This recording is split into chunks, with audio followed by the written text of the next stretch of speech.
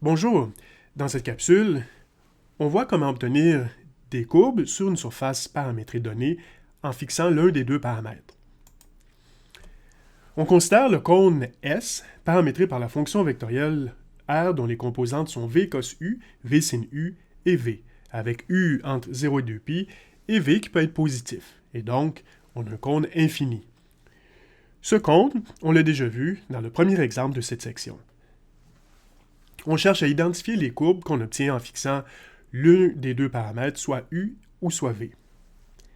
D'abord, si on fixe U à U0, alors dans l'équation vectorielle, on obtient une fonction R de un seul paramètre V, dont les composantes sont V fois une constante cos de U0, V fois une autre constante sin de U0, et la troisième composante, V.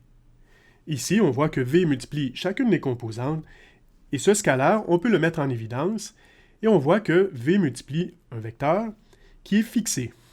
Ce vecteur fixé, on va l'appeler D, pour bien mettre en évidence que ce qu'on a maintenant ici, c'est une équation vectorielle de la forme scalaire fois D, avec le scalaire pouvant prendre toutes les valeurs réelles positives. Donc, la courbe qu'on cherche, c'est les multiples d'un vecteur fixé, et donc, on obtient une courbe qui est une demi-droite issue de l'origine. Demi-droite parce qu'on considère seulement des V positifs, et issue de l'origine parce que, bien sûr, si V est égal à 0, on obtient l'origine.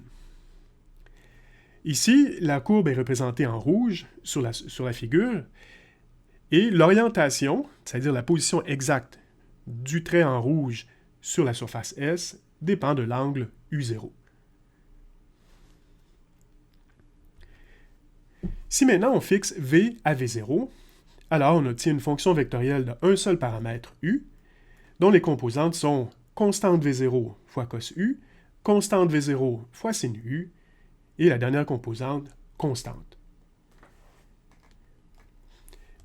Ici, en examinant les deux premières composantes, on voit que ce qu'on a, c'est un cercle de rayon V0, puisque cette paramétrisation de rayon du cercle cos UI plus rayon du cercle sin UJ, c'est une chose qu'on a vue à plusieurs reprises. Ce cercle, c'est un cercle horizontal situé dans le plan Z est égal à V0, autrement dit, situé à une hauteur V0, V0 ici dans la troisième coordonnée qui représente la coordonnée en Z.